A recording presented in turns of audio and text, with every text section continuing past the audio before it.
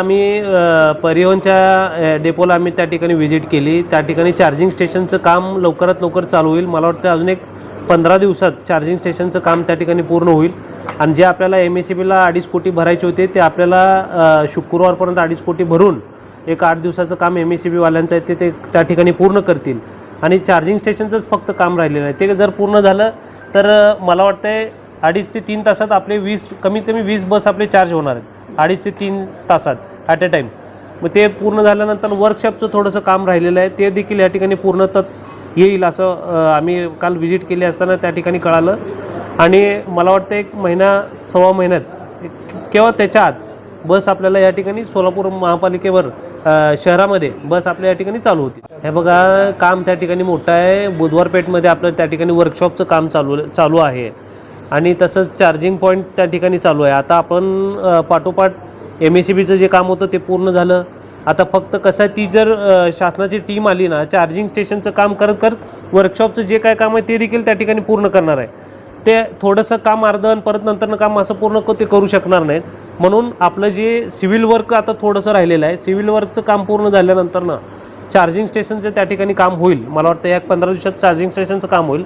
मग सिव्हिल वर्कचं काम झाल्यानंतरनं त्या ठिकाणी आपल्याला बसेस उभारून बसेस तर आपल्याला निदान पहिलं चार्जिंग करून आपल्याला चालवता येईल तिकडे। बघा महानगरपालिकेला या ठिकाणी 20 बस प्राप्त झालेल्या आहेत। पहिले 4 बस आले होते त्याच्यानंतरनं 16 बस या ठिकाणी आले।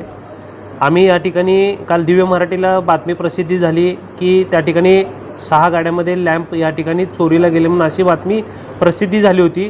त्या अनुषंगाने आम्ही जागेवर गेलो त्या ठिकाणी व्हिजिट केली। त्या ठिकाणी पूर्ण सिक्युरिटी त्या ठिकाणी आहे आणि कंपनीचा माणूस त्या ठिकाणी होता आपलं महानगरपालिकेचे माणसं त्या ठिकाणी होते। आम्ही पदाधिकारी महापौर म्हणून मी व सर्व अधिकारी त्या ठिकाणी व्हिजिट केले असता त्या ठिकाणी कुठलीही चोरी झालेली नाही आहे। कंपनीच्या माणसाने आम्हाला फक्त मेसेज दिलं की 6 बसमध्ये एक लॅम्प 2 वॅटचा जो लॅम्प आहे 2 वॅटचा तो चावीने उघडून तो आतमध्ये असतो।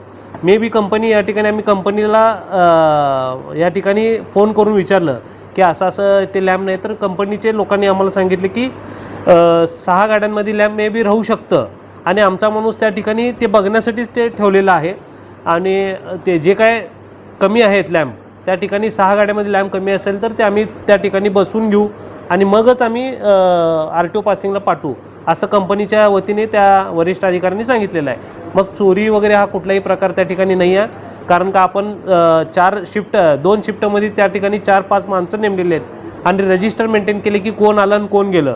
या ठिकाणी कुठलीही चोरी झालेली नाही। आम्ही व्हिजिट केली असता या ठिकाणी सिद्ध झालेलं आहे। Jaydeep Jankar group JJ construction यांचे वसंत विहार जानकर नगर आणि जुळे सोलापूर या ठिकाणी सर्व सोयींयुक्त 1 BHK 2 BHK आणि 3 BHK फ्लॅट उपलब्ध। आजच संपर्क साधा 98 500 29 966। ऑफिसचा पत्ता JJ कन्स्ट्रक्शन जानकर नगर Y चौक सोलापूर।